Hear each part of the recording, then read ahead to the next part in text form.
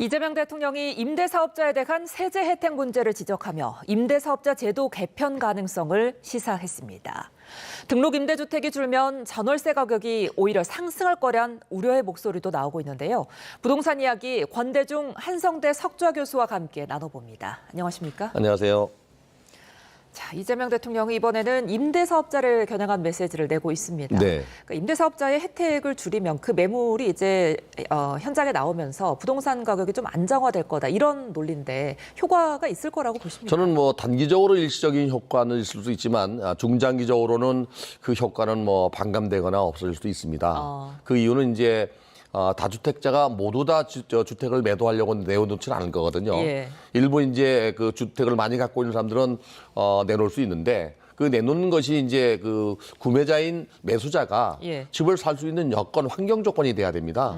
근데 지금 그런 조건이 안 되거든요. 첫 번째는 이제 전세 살고 있는 사람들이 나가야 그 집을 살 수 있어요. 토지거래 허가 구역에서는 실거주 요건이 있거든요. 예. 근데 이번에 정부가 이걸 좀 더 연장해 준다 하더라도 일단 그 기간 동안에는 거래가 잘 안 될 거고요. 두 번째는 이제 대출이 6억 원 이하로 제한돼 있기 때문에 이 대출을 통해서 집을 구입하는 사람이 대부분입니다. 주택 가격이 너무 많이 올랐거든요, 이제. 예. 근데 상당 부분 그 자기 자본을 갖고 있지 않으면 주택 구입이 어렵습니다. 그래서 매물이 나온다고 해도 실제 거래까지 이루어지는 것은 그렇게 많지 않을 거로 보여지고요. 이것이 이제 단기적인 효과는 거래가 안 되던 게 이루어지니까 있을 수 있겠지만 예. 중장기적으로 볼 때는 그렇게 효과가 크지는 않을 걸로 보여집니다. 그와 더불어서 이제 임대사업자의 세제 혜택을 줄이면 오히려 서울의 전월세 값이 오를 수도 있다. 이런 지적도 나오던데 이 부분은 어떻게 전망하세요? 그렇지요. 2020년도에 임대사업자가 38만 명 정도 됐는데 지금 23만 명 정도로 한 15만 명 정도 줄었습니다. 근데 이제 임대사업자를 내는 사람들이 규제하게 되면 더 이상 임대사업을 못 하게 되겠죠. 주택사업자가 주택을 내놓고 분양이 안 되는 것들, 특히 비아파트 부분들은 임대사업자가 그걸 매수해서 임대시장에 임대로 내놓는 거거든요. 예. 근데 만약에 이걸 규제하게 되면 공급도 줄고 또 임대 물건도 줄어들겠죠. 줄어들게 되면 전월세 가격은 수요자는 있는데 공급이 줄게 되면 가격은 당연히 오르겠죠. 예, 네. 이 연쇄 효과로 이제 전월세 값이 상승하면은 집값도 또 오를 수 있다. 이런 전망이 네. 있던데요. 그러니까 전월세 가격이 오르면은 수익률이 높아집니다. 예. 수익이 높아지면은 부동산 투자가 늘어날 수 있는데 지금과 같이 이제 다주택자들 규제하게 되면 1가구 2주택, 3주택으로 늘어나기는 어려울 수 있지만 예. 오히려 똘똘한 한 채로 몰려가거나 개발 호재가 있거나 미래 가치가 있는 쪽으로는 또 투자가 몰릴 수도 있습니다. 근데 어쨌든 간에 그 공급이 줄면 전월세 가격은 분명히 올라가고요. 이렇게 올라가면서 수익이 높아지게 되면 부동산 가격도 상승 압력을 받을 수밖에 없습니다. 예. 그런데 이 임대사업자 등록제도가 정권에 따라서 혜택을 줬다 뺐다 지금 네. 하고 있기 때문에 정책의 신뢰에 대한 문제도 나오고 있습니다. 2017년도 문재인 정부 당시에 12월 달에 임대사업자 등록 활성화 방안을 내놨거든요. 예. 그때는 너무 많은 혜택을 줘가지고 이게 정부가 이제 이거를 강화시켰죠. 2022년도에 다시 이걸 또 강화해서 혜택이 없어졌거든요. 예. 근데 정부가 시장 상황에 따라서 이렇게 바뀔 수밖에 없습니다, 사실은. 부동산 가격이 올라가는 이유는 정부에서는 투기꾼 때문에 올라간다고 착각할 수도 있지만 사실은 수요가 계속 증가하고 있는 거거든요. 그래서 정부가 내놓는 부동산 정책은 세 가지로 대별해서 계획적으로 체계적으로 미래 예측 가능한 주택 정책이 일관성 있는 정책이 바로 공급 정책입니다. 예. 그러나 수요 정책은 이게 마음대로 될 수 있는 게 아니거든요. 심정 요인도 있기 때문에 수요를 늘리거나 줄일 수가 없기 때문에 이게 문제예요. 예. 이 두 가지보다 더 중요한 것은 유동성 자금입니다. 시중에 유동성 자금이 많으면 돈의 가치가 떨어지고 물가가 올라가듯이 주택 시장에도 영향을 받습니다. 그래서 유동성 자금이 많으면 어떤 정책을 내놔도 부동산 가격은 올라요. 이런 걸 우리가 문재인 정부 때 봤잖아요. 예. 네. 주거 비용이 좀 안정이 돼야 될 텐데 네. 지금 이재명 정부 출범 이후에 서울 아파트값 전세값이 6개월 연속 상승하고 있습니다. 네. 서울의 아파트 전세 평균 가격이 6억 7천만 원에 네. 육박하고 있던데 왜 이렇게 오르는 걸까요? 수요보다 공급이 부족해서 그렇죠. 그리고 이제 예전에는 매매 가격 대비 전월세 가격을 비교했을 때 전월세 가격이 먼저 상승하고 뒤따라서 매매 가격이 올라가는 게 정상 시장이에요. 예. 근데 요새는 매매 가격이 먼저 올라간 겁니다. 그리고 전월세 가격이 키 맞추기식으로 다시 또 올라가는 거예요. 이게 매매 가격이 너무 많이 올랐죠. 예. 거기에 그 비례적으로 전월세 가격이 너무 낮았던 거죠. 그래서 올라가는 측면도 있고 또 공급이 부족해서 올라가는 것도 있고 예. 더 중요한 것은요. 무주택자가 대출을 받아서 내 집을 사고 나가야 그 집이 전세로 나올 거 아닙니까? 근데 이 전세입자가 집을 사서 나갈 수가 없는 구조가 돼 있어요. 지금 대출이 적다 보니까. 그러니까 눌러 앉게 되다 보니까 결국에 전세 물건이 줄어든 거죠. 그것이 결국에 반전세나 월세가 늘어나는 영향도 주고 있는 겁니다. 예, 그러니까 지금 반전세와 월세 비중이 서울 네. 아파트 시장에서 보면은 전세 비중을 앞질렀다는 건데 네. 이런 흐름이 좀 앞으로도 계속 될까요? 계속될 거라고 보여집니다. 2020년도에 월세 비중이 43.5%밖에 안 됐습니다. 예. 근데 지난해 63%까지 올라갔습니다. 이렇게 이제 63%까지 월세가 늘어나는 것은 결국에 가처분 소득이 낮아져서 살기가 어려워진다는 얘기죠, 서민들이. 돈 쓸 돈이 글로 나가니까 더 예. 적어지잖아요.